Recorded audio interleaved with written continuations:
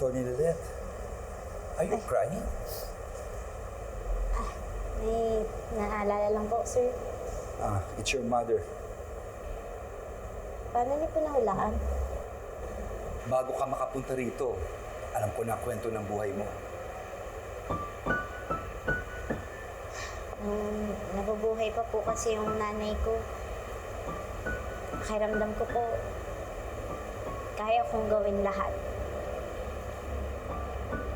Tapos nung nawala po siya, pakiramdam ko, naputulan po ako ng pakpak. Sometimes I feel like giving up. Kagaya po ni Ate Ella. Kasi, para saan pa po ba lahat ng to kung wala na yung taong pinag-aalayan ko ng lahat? I know the pain of losing a loved one. Namatayan din ako ng aking nanay at ang aking anak. I'm sorry to hear that, attorney. Hindi ko po alam na may pinagdadaanan din kayo.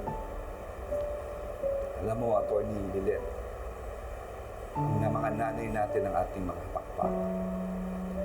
Para sa akin, ang aking anak ay ang kompas ng buhay ko. Whenever I feel like losing track of things, I always think of them.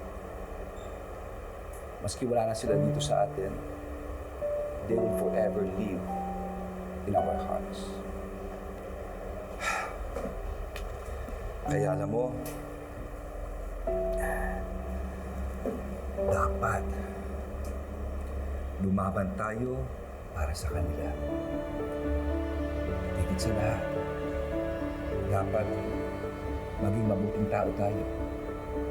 At parang-araw, makakasama